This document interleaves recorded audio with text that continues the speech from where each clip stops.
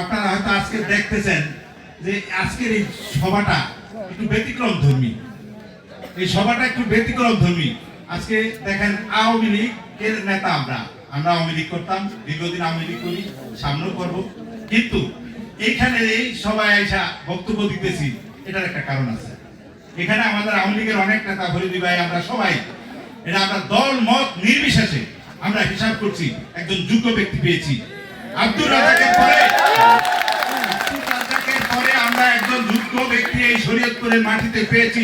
এই শরীয়তপুরের মাটির সন্তান, যাকে এই সারা বাংলাদেশের সবাই জানে সে একজন জিয়া পরিবারের সদস্য।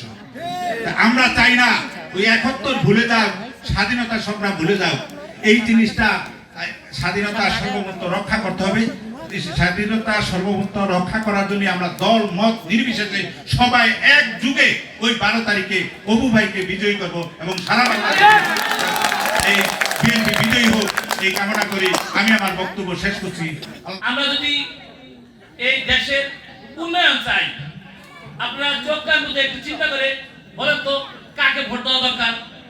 অপু ভাইকে। যদি আমরা এই মহিষার ইউনিয়নের সর্বদলীয় নেতৃত্বে যারা ছিলাম আছি, আমাদের দূরদূরান্ত থেকে অতিথিবৃন্দরা এসেছে, থানা নেতৃবৃন্দরা এসেছে, তারাকে আমরা সবাই ভুল বুঝলাম, তাকে কি আমরা ভুল চিনলাম? তারপরে আমাদের মধ্যে একটু ছাড়েন, যেহেতু এই নেতৃবৃন্দরা তাকে সরাসরি আপনাদের মাঝে আছে, তাকে আমরা নষ্ট হয়। আপনাদের প্রতি আমাদের অনুরোধ, আপনারা এই বৈশাখের আমার দায়িত্ব দিচ্ছেন। আমি আসলে দীর্ঘদিন যাবৎ এতগুলো মানুষের সামনে কথা বলার সুযোগ পাইনি। আজকে আসলে আমি এতগুলো মানুষের সামনে কথা বলার সুযোগ আমি আত্মহারা হয়ে গেছি।